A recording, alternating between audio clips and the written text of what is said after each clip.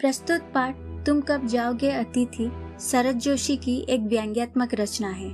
इस पाठ में शरद जोशी ने ऐसे व्यक्तियों की खबर ली है जो अपने किसी रिश्तेदार के घर बिना कोई सूचना दिए चले तो आते हैं, फिर जाने का नाम ही नहीं लेते, भले ही उनका टिके रहना मेजबान पर कितना ही भारी क्यों न पड़े। इस पाठ के माध्यम से लेखक हमें यह संदेश देना चाहते हैं कि किसी के घर मेहमान बन के जाओ तो 1-2 दिन के लिए ही जाओ, वरना मेजबान तुम्हें मेहमान नहीं बोझ समझने पर मजबूर हो जाएगा, जो इस पाठ के मेजबान समझते हैं। तो आइए सुनते हैं शरद जोशी की सर्वश्रेष्ठ व्यंग्यात्मक रचना तुम कब जाओगे अतिथि। आज तुम्हारे आगमन के चतुर्थ दिवस पर यह प्रश्न बार बार मन में घुमड़ रहा है, तुम कब जाओगे अतिथि। तुम जहाँ बैठे निसंकोच सिगरेट का धुआं फेंक रहे हो, उसके ठीक सामने एक कैलेंडर है, देख रहे हो ना। इसकी तारीखें अपने सीमा में नम्रता से फड़फड़ाती रहती है। विगत 2 दिनों से मैं तुम्हें दिखाकर तारीखें बदल रहा हूँ। तुम जानते हो, अगर तुम्हें हिसाब लगाना आता है कि यह चौथा दिन है तुम्हारे सतत आतिथ्य का चौथा भारी दिन, पर तुम्हारे जाने की कोई संभावना प्रतीत नहीं होती। लाखों मील लंबी यात्रा करने के बाद वे दोनों एस्ट्रोनॉट भी इतने समय चांद पर नहीं रुके थे जितने समय तुम एक छोटी सी यात्रा कर मेरे घर आए हो। तुम अपने भारी चरण कमलों की छाप मेरी जमीन पर अंकित कर चुके। तुमने एक अंतरंग निजी संबंध मुझसे स्थापित कर लिया। तुमने मेरे आर्थिक सीमाओं की बेजानी चट्टान देख ली। तुम मेरी काफी मिट्टी खोद चुके। अब तुम लौट जाओ अतिथि। तुम्हारे जाने के लिए यह उस समय अर्थात हाई टाइम है, या तुम्हें तुम्हारी पृथ्वी नहीं पुकारती। उस दिन जब तुम आए थे, मेरा हृदय किसी अज्ञात आशंका से धड़क उठा था। अंदर ही अंदर कहीं मेरा बटुआ कांप गया। उसके बावजूद एक स्नेह भरी मुस्कुराहट के साथ मैं तुमसे गले मिला था और मेरी पत्नी ने तुम्हें सादर नमस्ते की थी। तुम्हारे सम्मान में ओ अतिथि, हमने रात के भोजन को एकाएक उच्च मध्यम वर्ग के डिनर में बदल दिया था।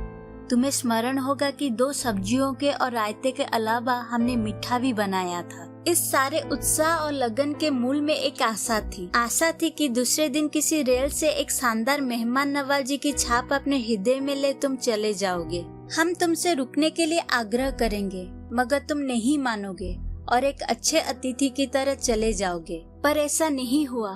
दूसरे दिन भी तुम अपनी अतिथि सुलभ मुस्कान लिए घर में ही बने रहे। हमने अपनी पीड़ा पी ली और प्रसन्न बने रहे।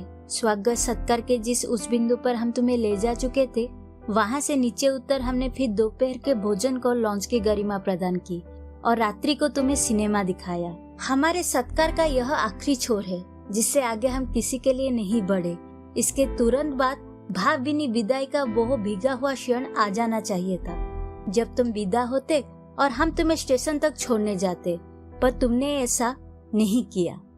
तीसरे दिन की सुबह तूने मुझसे कहा, मैं धोबी को कपड़े देना चाहता हूँ। यह आघात अप्रत्याशित था और इसकी चोट मार्मिक थी। तुम्हारे सामीप्य की बेला एकाएक यूं रबर की तरह खींच जाएगी, इसका मुझे अनुमान न था। पहली बार मुझे लगा कि अतिथि सदैव देवता नहीं होता, वो मानव और थोड़े अंशों में राक्षस भी हो सकता है। किसी लॉन्ड्री पर दे देते हैं, जल्दी धुल जाएगी। मैंने कहा। मन ही मन एक विश्वास पल रहा था कि तुम्हें जल्दी जाना है। कहाँ है लॉन्ड्री? चलो चलते हैं, मैंने कहा और अपनी सहज बनियान पर औपचारिक कुर्ता डालने लगा। कहाँ जा रहे हैं? पत्नी ने पूछा। इनके कपड़े लॉन्ड्री पर देने हैं, मैंने कहा। मेरी पत्नी की आंखें एकाएक बड़ी हो गई। आज से कुछ बरस पूर्व उनकी ऐसी आंखें देख मैंने अपने अकेलेपन की यात्रा समाप्त कर बिस्तर खोल दिया था। पर अब जब वे ही आंखें बड़ी होती है तो मन छोटा होने लगता है। वे इस आशंका और भय से बड़ी हुई थी कि अतिथि अधिक दिनों ठहरेगा, और आशंका निर्मूल नहीं थी। अतिथि, तुम जा नहीं रहे। लॉन्ड्री पर दिए कपड़े धुल कर आ गए और तुम यही हो। तुम्हारे भरकम शरीर से सलबटे पड़ी चादर बदली जा चुकी है और तुम यही हो। तुम्हें देखकर फूट पड़ने वाली मुस्कुराहट धीरे धीरे फीकी पड़कर अब लुप्त हो गई है। ठहाकों के रंगीन गुब्बारे जो कल तक इस कमरे के आकाश में उड़ते थे, अब दिखाई नहीं पड़ते। बातचीत की उछलती हुई गेंद चर्चा के क्षेत्र के सभी कोने से टप्पे खाकर फिर सेंटर में आके चुप पड़ी है। अब इसे ना तुम हिला रहे हो ना मैं। कल से मैं उपन्यास पढ़ रहा हूँ और तुम फिल्मी पत्रिका के पन्ने पलट रहे हो। शब्दों का लेन देन मिट गया और चर्चा के विषय चुक गए। परिवार, बच्चे, नौकरी, फिल्म, राजनीति, रिश्तेदारी, पुराने दोस्त, परिवार नियोजन, महंगाई, साहित्य और यहाँ तक कि आंखें मार मार के हमने पुराने प्रेमिकाओं का भी जिक्र कर लिया और अब एक चुप्पी है। सौहार्द अब धीरे धीरे बोरियत में रूपांतरित हो रहा है। भावनाएं गालियों का स्वरूप ग्रहण कर रही है, पर तुम जा नहीं रहे। किस अदृश्य गोश्त से तुम्हारा व्यक्तित्व यहाँ चिपक गया है? मैं इस भेद को सपरिवार नहीं समझ पा रहा हूँ। बार बार यह प्रश्न उठ रहा है, तुम कब जाओगे अतिथि? कल पत्नी ने धीरे से पूछा था, कब तक टिकेंगे ये? मैंने कंधे उचका दिए। क्या कह सकता हूँ? मैं तो आज खिचड़ी बना रही हूँ, हल्की रहेगी, बनाओ। सत्कार की उष्मा समाप्त हो रही थी। डिनर से चले थे, खिचड़ी पर आ गए। अब भी अगर तुम अपने बिस्तर को गोलाकार रूप नहीं प्रदान करते तो हमें उपवास तक जाना होगा। तुम्हारे मेरे संबंध एक संक्रमण के दौर से गुजर रहे हैं। तुम्हारे जाने का यह चरम क्षण है। तुम जाओ ना अतिथि। तुम्हें यहाँ अच्छा लग रहा है ना? मैं जानता हूँ दूसरों को यहाँ अच्छा लगता है। अगर बस चलता तो सभी लोग दूसरों के यहाँ रहते, पर ऐसा नहीं हो सकता। अपने घर की महत्ता के गीत इसी कारण गाए गए हैं। होम को इसी कारण स्वीट होम कहा गया है कि लोग दूसरे के होम की स्वीटनेस को काटने ना दौड़े। तुम्हें यहाँ अच्छा लग रहा है, पर सोचो प्रिय कि शराफत भी कोई चीज होती है और गेट आउट भी एक वाक्य है जो बोला जा सकता है। अपने खराटों से एक और रात गुंजायमान करने के बाद कल जो किरण तुम्हारे बिस्तर पर आएगी वो तुम्हारे यहाँ आगमन के बाद 5वें सूर्य की परिचित किरण होगी।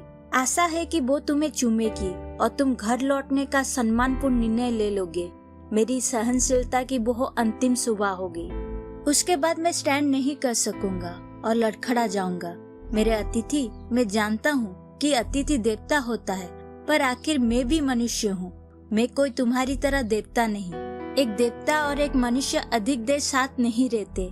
देवता दर्शन देकर लौट जाता है। तुम लौट जाओ अतिथि, इसी में तुम्हारा देवत्व सुरक्षित रहेगा। यह मनुष्य अपनी बाली पर उतरे इसके पूर्व तुम लौट जाओ। उफ, तुम कब जाओगे अतिथि?